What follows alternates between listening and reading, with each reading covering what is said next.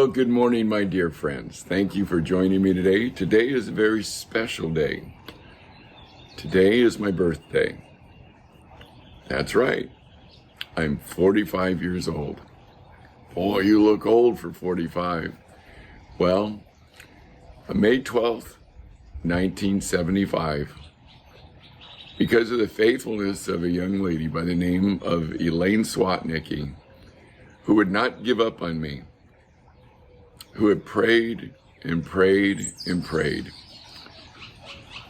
shared the Lord with me, even wanted to come over to my house and talk to me about the Lord. And I tried my hardest to get her to just get in the flesh. I said, sure, you can come over, but I'm watching TV. You can talk to me during commercials. True story. So she would come over, or she did come over, and she started talking to me about Jesus. And then, during the commercials. And then the TV program would come back on. I go, whoa, the program's on.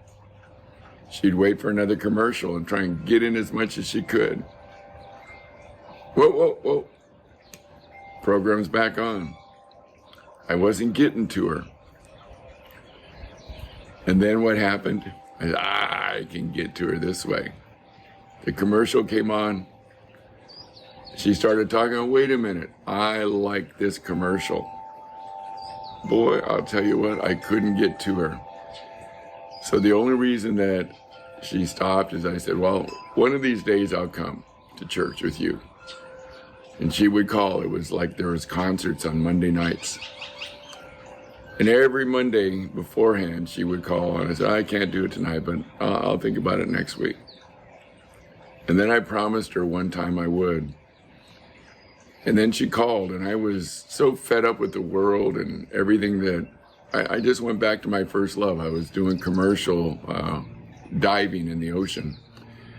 And our boat had sunk right there in the Embarcadero in San Diego. And so it was Monday, and somebody came in and knocked a plug off. There was a storm, and so we were doing some work on the engine, and there was a plug, and it was in the exhaust, and somebody either came in to steal stuff or on purpose knocked the plug out, and the boat sank. So she goes, are you going today? And I had promised her that I would. And I had something in my life that no matter what I didn't have, I would always have, and that would be my word, my promise. And if I gave my word, I held on to it, because that's what held me together as a man, a person, a man of my word. And so she called, are you going tonight like you promised? I said, no, our boat sank. And she goes, well, I don't care about your boat. I care about your soul. And I said, I don't care about my soul. I care about my boat. And so I walked away, and I can still see it right now. I turned and I looked on the mirror that was right there on the wall.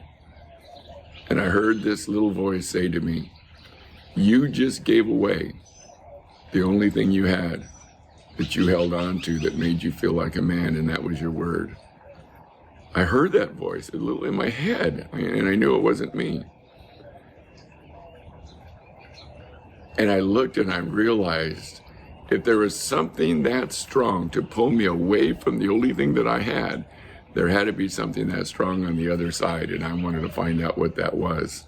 So I made a commitment to myself that I would go the next Wednesday or the next Monday. Went down the next Monday, didn't know anybody at the church, had to drive about 40 minutes to get there. Stood outside waiting for them to come, and they were late, and they came and we went in. And I would have gone down, except it was like I thought next to her when the altar call was given that she had a megaphone. Lord, please let Pete go down, let Pete go down. And I just sank down in my seat.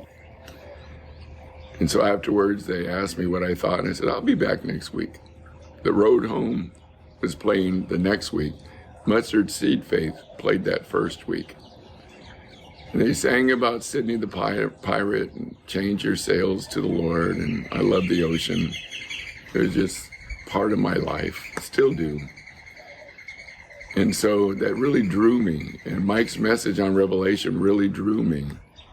But because of that and my pride, I didn't go down. But that whole week I wrestled with it. And I realized that God was real. And I wanted him to be real in my life. And I still do. And he is. And then the following week, the music didn't touch me the way it was. The message didn't have the impact. I thought it would be lightning bolts going off, and it wasn't. And I sat there during the altar call, and I heard that small, still voice again. And that voice said to me, are you gonna rely upon emotions or upon the truth? Because I realized during that week the truth was that Jesus loved me, died on the cross for me, rose from the dead to prove it was real. I was one of the last ones to go down, and I'm glad I did, 45 years ago today. God has been so good. A year and a half later, I was down here teaching a Bible study, and it grew into a church. And I have the privilege of sharing the gospel with you guys. I'm so blessed. You guys have a wonderful day. I love you. Let the light of God shine upon you. Go shine on somebody else. Don't give up on them.